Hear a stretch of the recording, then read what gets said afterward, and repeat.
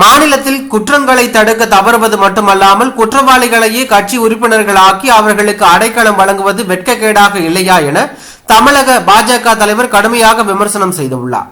இது தொடர்பாக தமிழக பாஜக வலைதள எக்ஸ் பக்கத்தில் வெளியிட்டுள்ள பதிவில், முதலமைச்சர் மு.க. ஸ்டாலின் அவர்களே, தொடர் குற்ற செயல்கள் புரிந்து வரும் ஒருவருக்கு தங்களது கட்சியில் பொறுப்பினை வழங்கி மேலும் குற்றம் புரிவதற்கு துணை போனது உங்கள் தலைமையிலான ஆளும் திமுக கட்சிதானே.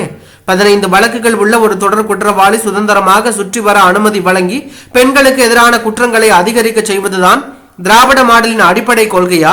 அண்ணா பல்கலைக்கழக சிண்டிகேட் உறுப்பினராக இருந்த தங்களது மகன் திரு உதயநிதி ஸ்டாலின் அவர்களின் ஆசி பெற்ற திமுக நிர்வாகிதான் இந்த குற்றச்செயல் புரிந்தது என்ற ஒரு சோறு போதுமே. சட்டம் ஒழுங்கின் மீது தங்கள் திமுக அரசுக்கு உள்ள அக்கறையின் பதம் பார்க்க இந்த குற்றத்தை செய்ய அந்த நபருக்கு எங்கிருந்த தைரியம் வந்தது என தற்போது புரிகிறது. ஆளும் கட்சியின் உறுப்பினர் நம்மை கட்சி பாதுகாப்பும் என்ற இருமார்ப்பு தானே இதை செய்ய வைத்துள்ளது. இந்த குற்றத்தின் பாதி பழியை திமுக ஏற்றுக்கொள்ள வேண்டுமே ஒழிய தட்டி கழிக்க கூடாது என்றும், இப்படி ஒரு கொடிய விஷப்பாம்பிற்கு தெரிந்தோ தெரியாமலோ பால் வார்த்துவிட்டு 3 மணி நேரத்தில் கைது செய்து விட்டோம் என மார்த்தட்டுவதில் என்ன பயன்?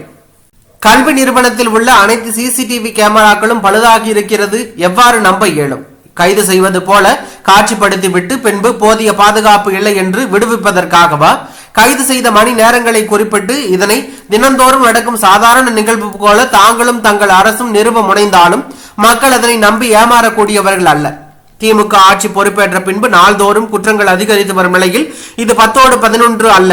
தமிழகத்தின் முக்கியமான கல்வி நிறுவனத்தில், அதுவும் கவர்னர் மாளிகை மற்றும் காவல் நிலையத்திற்கு மிக அருகில் உள்ள அண்ணா பல்கலைக்கழகத்தில் ஒரு மாணவிக்கு எதிரான குற்றத்தை தடுக்க இயலவில்லை என்றால் தமிழக பெண்களின் எதிர்காலம் என்ன? நாட்டை உலுக்கிய நிர்பயா வழக்கு மேற்கு வங்காள பெண் மருத்துவர் வழக்கினை காட்டிலும் கொடுமையானது இது. காரணம், ஆளும் திமுக அரசின் உறுப்பினரே நகரின் மைய பகுதியில் எந்த அச்சமும் இன்றி இதை நிகழ்த்தியுள்ளார். எனவே தனிப்படை உடனடியாக கைது செய்து எந்த ஒரு அரசியல் தற்காப்பு வார்த்தைகளை கொண்டு இந்த அரசு தப்பிக்க முடியாது. தாங்கள் வகிக்கும் பொறுப்பின் மீது துளி அக்கறை இருந்தால் கூட பெண்களுக்கு எதிராக பெருகி வரும் குற்றத்திற்கு முற்றுப்புள்ளி வைக்க முயலுங்கள் என அவர் கூறியுள்ளது பரபரப்பையும் அதிர்ச்சியும் ஏற்படுத்தி உள்ளது.